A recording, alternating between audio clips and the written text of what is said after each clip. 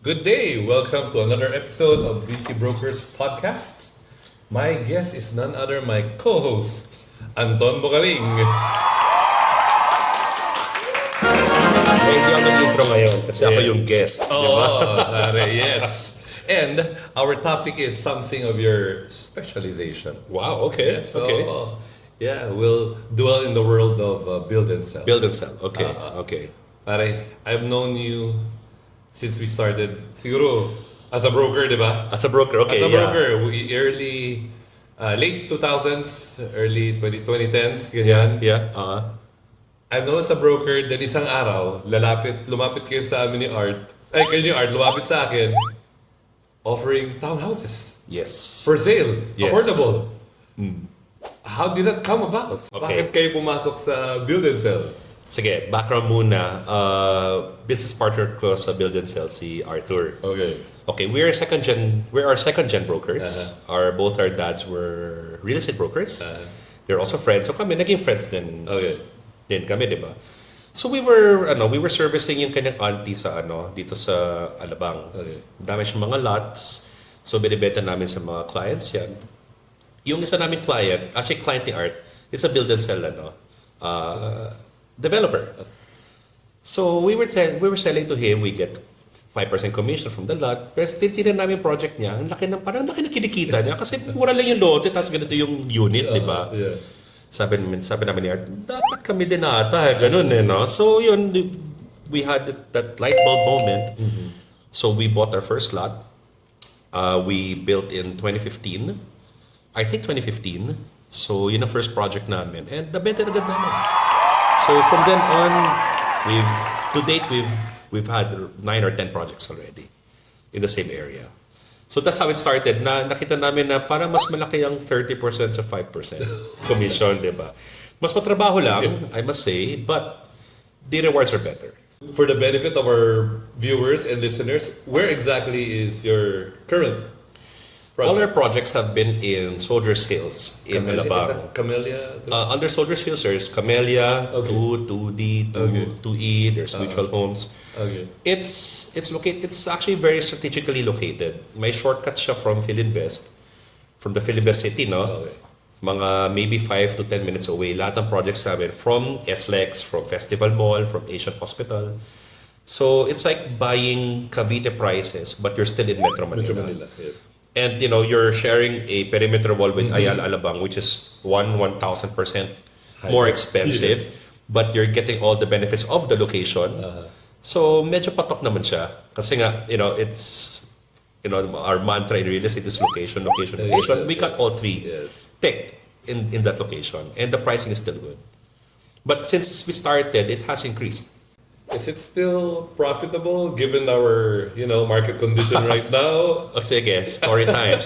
No pandemic, gumawa kami kasi during the pandemic may ongoing projects kami. So Okay. medyo na tagalan yung pagbenta noon. Pagbenta, okay. Kasi we couldn't finish it on time because of the lockdowns, and then we couldn't also go around. Diba? We were still paying our workers despite no work happening.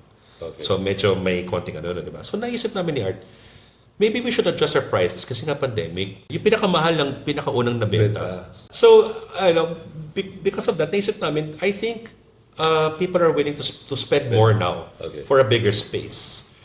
No. Are they more sophisticated, these buyers? The ones spending more? I think they were sophisticated from the start because yung market namin is the people who are into using internet tools. So they know what to look for, 'di ba? Ganon. It has progressed. Noong una, basta puti, maganda yung finish mo, yun naalala okay ko. na, 'di ba? Naalala ko yung Ngayon kwento mo. medyo mas na sila, mas tumitingin-tingin May na sila arte na ng konti. So, inaartehan na rin namin Okay. konti, 'di ba? Okay. Oo. But again, it all falls back ang ganda pa rin ng location niya. 'Di ba? If you're working even in Makati, it's still a good location. Okay. Diba? No plans of moving out of that area. Yun lang kayo. Eventually, siguro ubusin muna namin yung mga lots doon na for sale. But eventually, we have aspirations also, no. Okay. Baka gusto namin gumawa ng village, kung may partner kami, gagawa kami ng village in Lipa. I think personally, I'm seeing Lipa as one of the next rising stars. At least within the Greater Manila area. So, bilang mga ano, How about Laguna? Laguna is okay, but ang dami ko na kalaban eh. Okay.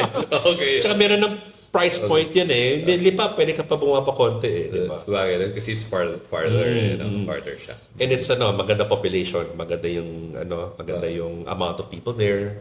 The spending power is also pretty good. For your, for property investors, magkano dapat i-ready nilang capital if they want to venture into what you're doing, build and sell?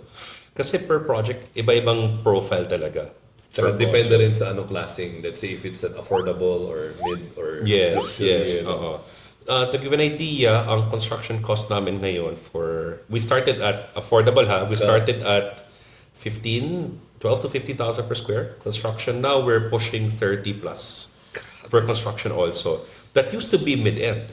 Now used that's to be high-end long time ago. yeah, exactly. Now it's like townhouse level, like affordable level na siya. level na.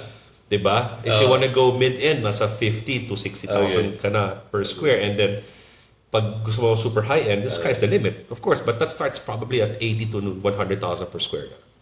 Construction cost alone. Wala pang mga appliances, etc. Oo nga, simple lang Diba? ba yan, Yeah. So for people who want to build their own house or mga investors, ganun ang isipin yung anong target market nyo, and then you adjust accordingly kung anong gusto mo finish. Okay. So, as a build and seller guy, sino or ano klaseng tao una mong hire to do build and sell? To do the work? Okay, kami, Sino pinaka-importante? okay, sige. Para may context tayo, no? Since kami tipid kami nung una, Kayo. so tumitingin kami ng existing projects, take down notes, tapos kukopyahin na lang muna namin, and then give it a different facade. No? Okay. But now, yeah, we hire architects. We hire a team. The contractor has architects, may engineers na siya. So we have partner kasi contractors eh. Mga preferred list of contractors namin. So Yung yun, hindi na siya, shortcut. one-stop shop na siya. May in-house na siyang architect, may in-house na siya lahat. So siya na lang kausap namin. Easier. Yeah, I mean, if you take away the contractor, your profits will be much higher. But it will take more of your time. Diba? Tama. Pwede ka naman mag-foreman system or whatever you can get, but yun nga, since we're not just developers, we're first and foremost kami ni Art, or real estate brokers.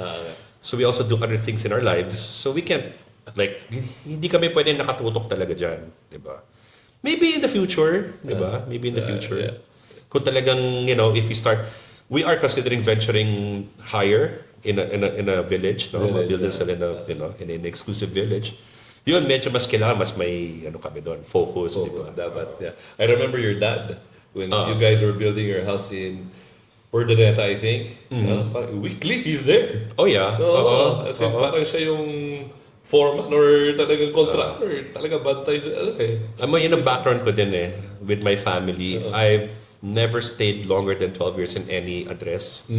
When I was growing up, we were in Makati for 6 years. Then we went to Alexandra for 6 years. Then Sa spent QC pa kayo, di ba? 4 years in La Vista. La Vista. And then 12 years in Urdaneta. And then in Hillsborough. And then in Here. So, medyo siguro nakuha ko din sa parents ko yun na they enjoy building houses, they use it, and then they sell it for a profit, no? Malay mo, ito din ang aking plano pala dito sa bahay na to. Malay mo nga. Diba? Sige, consumer question. How much yung pa mag-rent sa sa mga developments niyo? Yung mga ongoing rent. Okay, for yung isa namin, yung pinakamura namin na 4.3 million, rental is at 20,000 per month. 20,000, yeah. So that turns out, siguro mga 6%? Yeah, 5-6%. That's not bad. Pretty That's good not for a property investor. Yes. So, we have had buyers. We've had buyers that bought the entire project and then each unit pinaparenta niya. And that's the beauty of being a developer broker. We make money from the development and then pag pinapalis namin, may commission pa kami ni Art. Diba? So continuous. So we nahahasan din kami sa property management. Diba? Kasi we want to make everyone happy. We have had a lessee that turned buyer na rin. May mga ganun na rin kaming instances. Okay. So, yeah, siya. Talagang people-centric din siyang na work. and for the benefit of our property investor also, you guys offer pre-selling terms. Tama ba? Yes, habang construction pa, you can pay a certain amount, zero interest, and then pwede natin, we can endorse it to a bank. Okay. We also assist our clients pala sa bank bank. loans. Okay. Di ba? Okay. So, pagtapos na, i-process natin yan sa bangko. Also, unlike other developers, pag magre-reserve si buyer, ini-interview muna namin. We want to make sure kung kaya ba niya yung monthly, etc. Qualified ba siya? Oo, to, kasi ayaw naman namin tanggapin yung reservation kasi we are non-refundable eh. Ayaw namin, we don't want to reserve that, we don't want to get that hard-earned money tapos hindi ka pala qualified, hindi naman ibabalik, di ba? Pangit yun eh. Tama. Yeah, correct. So yun din naman. So it's important for us na me and Art, we get to really meet our buyers. We interview them, etc. Where do you guys advertise? Facebook has been the best platform, but recently, medyo nililimit na kami ni Facebook. I don't know, for whatever reason. Sa market na yan, parang Facebook pa rin eh. Facebook Marketplace pa rin. But right now, our TARPs are doing well. Tarpaulin and broker network. So our broker networks also help. Marami na rin kami mga partner brokers na nakabenta. My first question to you. Celtics versus Warriors, who? Celtics, man. Basta anyone but the Warriors. Okay. Kaya katsama kami ni Arthur lagi kasi Warriors fan yun eh. Ito, medyo alam ko na yung sagot. Pero sige. Sige. Lasal Ateneo. Siyempre, pare. Green and white, bro. Green, ano ka talaga? Green Green-blooded. Green person. Not green person. I won't say the body part. Blooded. Green-blooded. Townhouse or condo? Wow. And use? And use? Hag. Make it exciting. Okay. High-end townhouse. Big one. Okay, And okay. sabihin natin condo is Rockwell. Okay. Pero medyo challenging. Okay. Sige. Context, no? I'm 42. Okay. Still young, but we cannot deny yung oras, yung time. Okay. We will get old at some point in our lives, right? Right. Isang kalaban ng mga matatanda ay stairs. Okay. So, as much as I love your own, I build townhouses, but if I see myself getting old, a flat might be a better option. I see. Elevator lang, and then when you go travel abroad, lock your unit. Safe ka na, walang magnanakaw sa di ba? Convenient. Super. Turn off the power, di ba? Okay. Yeah, but condo is very convenient. It is Malapit convenient. ka sa mall and stuff. Exactly, especially of a certain age. No, it becomes convenient. Yep. Yeah. Sige, last question. Coke Zero or Pepsi Max? Or Lime? Masarap yung lime. Pero alam mo, barkada ko ng high school, works for Coke. Kaya Coke Zero. Thank you, Anton, for a wonderful episode wherein you shared insights about build and sell. It is wonderful to be a guest on my own show. And before we forget that, we should greet our viewers and listeners a very Happy New Year! We also wish everyone a very productive and fruitful and a much better 2026. Yes.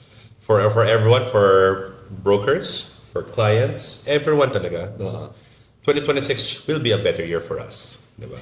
Yeah. So, don't forget to like and subscribe through our channels, YouTube, Spotify, Instagram. You can also follow us on our personal Instagram accounts. So, yeah, see you in the next episode. And thank you for tuning in to The Busy Brokers.